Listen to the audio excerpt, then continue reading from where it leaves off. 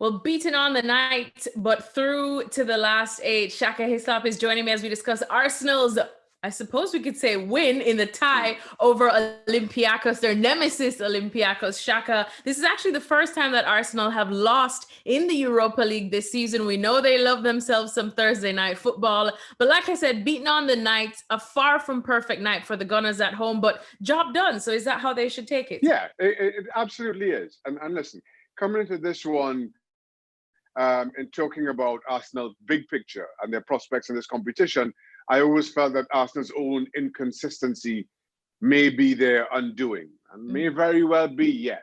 But despite the result, and on paper, Olympiakos win 1-0, and I could probably throw that inconsistency argument squarely at Arsenal's feet here. But it wasn't.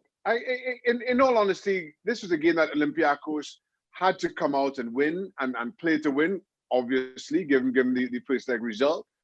They did that.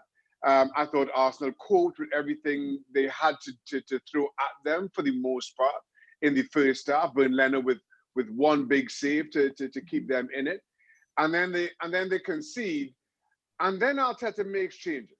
And in all honesty, it should have finished 3 or 4-1 in Arsenal's favour. So they continue to create incredible chances, and but for poor finishing and some good goalkeeping, Arsenal somehow or Olympiacos keep a clean sheet. So while I'm not overly convinced about Arsenal and how and whether they can actually go on and win this competition, on the face of it, this was a very good performance over 2 legs, even if the result in this second leg maybe doesn't show that.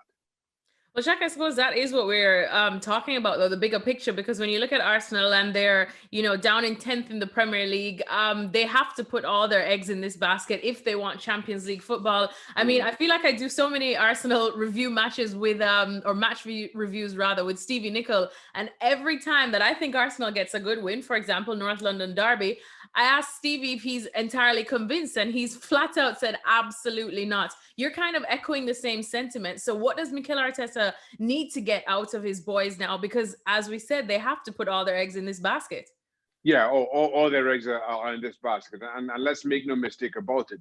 As much as we may want to glow about Arsenal over these last 2 legs, they are desperately mid-table, 10th in the Premier League, as you point out, Alexis, and deservedly so. That's not an accident.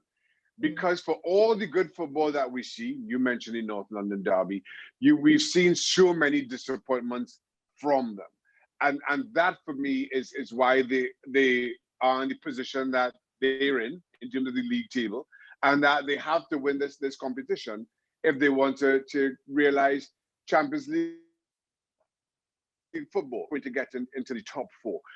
Also, it takes a whole lot less in terms of the numbers of games that you have to win between now and the and that Europa League final if you do want to qualify for the Champions League. So it makes sense that all their eggs are in this basket.